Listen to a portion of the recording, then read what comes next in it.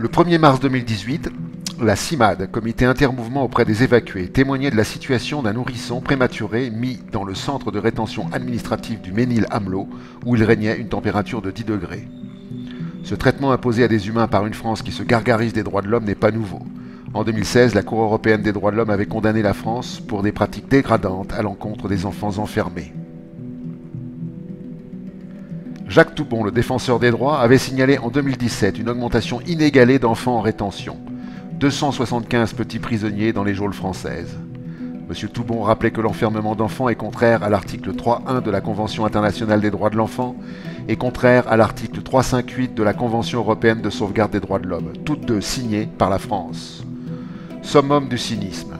La Cour d'appel de Paris prétend que les juges ne sont pas liés par les dispositions de la Convention européenne des droits de l'homme, pourtant applicables par les tribunaux français depuis près de 40 ans.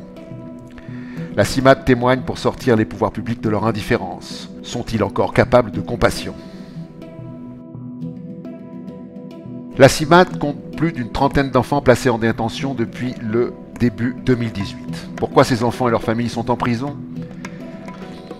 Parce que ni eux, ni leurs familles ne peuvent justifier de la légalité de leur présence sur le territoire français. Or, obtenir un titre de séjour en France est une démarche complexe et longue qui s'alourdit à chaque loi portant sur l'immigration. Selon Le Monde, en 2016, plus de 45 900 personnes étaient enfermées dans les 24 centres. La durée de l'emprisonnement est de moins de 13 jours.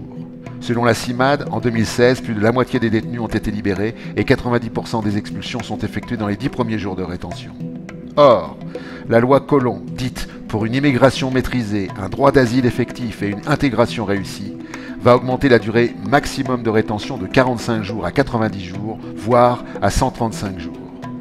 Il s'agit délibérément de punir hommes, femmes et enfants dont le délit est d'être migrants.